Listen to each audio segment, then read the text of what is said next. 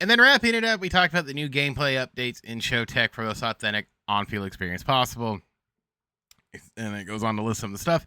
Big zone hitting, new batting interface, all players of skill levels, 3 new stadiums, Tokyo Dome, and Terrapane Park.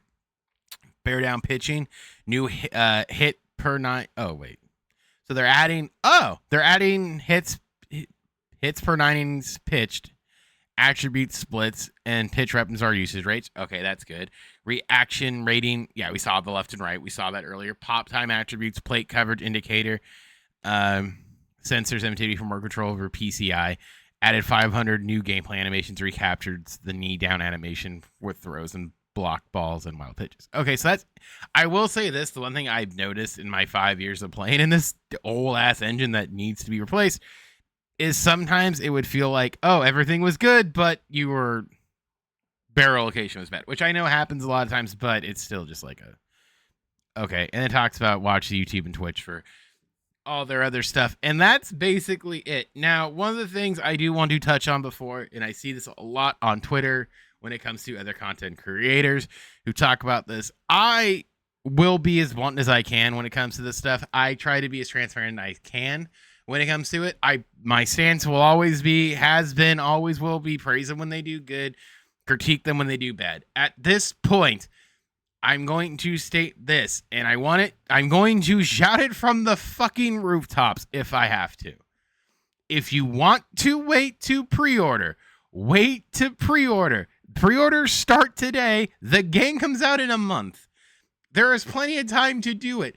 The loyalty thing that gives you 10% off if you have it, so if you buy it online or on the shop or whatever the hell you buy it, it'll be $10 off. Okay, you can buy that edition Friday night before 9 p.m. Pacific. You can buy it launch day. You can buy it 3 weeks from after launch day. You don't have to get it whenever. That thing's not going away. Okay? If you want to wait that launch weekend and be like, hey, I just want to watch my favorite streamer.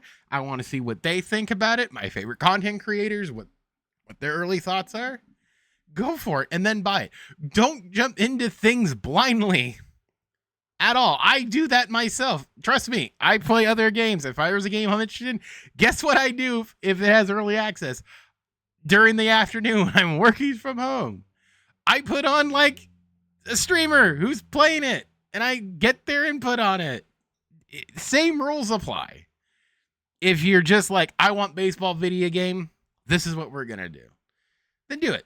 If you want to wait. It's all up to you. It's all arbitrary. Don't jump into it. And when it comes to the critiquing, I try to be as honest and upfront as I can be. Are there things I think need to change? Absolutely. I think this thing needs a new engine like yesterday. I think some of the stuff that's in here needs to be revamped. I think there's stuff in-game that needs to be changed. But the whole thing is if you're, like I said, on Twitter, it's not all of you. It's some of you.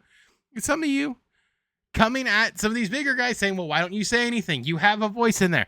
Look, if I haven't said it before, I'm going to say it now. When it comes to those meetings that they have, I haven't been involved in those specific ones, but I have been involved in other meetings, being in the marketing and that stratosphere. Those meetings, generally what it comes down to whenever they do it, whether for them specifically, is more so a thermometer, a barometer of what people think of the product. They're not necessarily going in there with a notepad saying, all right, tell me everything that they say is wrong.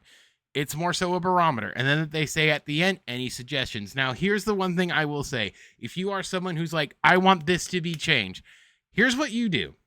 You don't yell at them on Twitter. They don't read the comments. More than likely, they might read a couple, but they're not going to be deep into the woods on that. Here's what you do. If you are someone who's like, I want change, this is what you, honest to God, do. Anytime there's a survey, and they say comments, put in a detailed thing of what you think needs to change. That'll go way further than something else. Be specific as you can when coming to this stuff. No run-of-the-mill stuff. Specific as you can, because if you're being specific, they might be able to see it. Not just graphical update. Okay, what about the graphics update? That's why I've been saying and changed my tune from graphics to engine. New engine. Let's start from the ground up. Make it look good. Make it feel modern for modern systems. All that aside, to say this, MLB The Show 26, the first gameplay with at least Pujols and King Felix, I will say, probably to a lot of you, feels like they're trying to distract you from what the on-field thing is. I don't know what the on-field thing is going to look like. We don't know yet. But I'm just saying, if they're launching off with those two guys already, it might be a really, really interesting year. It might be a good year for Legends. But those two guys, you got to remember, those two guys are going to sell the game because you get Pujols back, which I will admit the last couple years, without Pujols for me felt empty. Same thing with King Felix.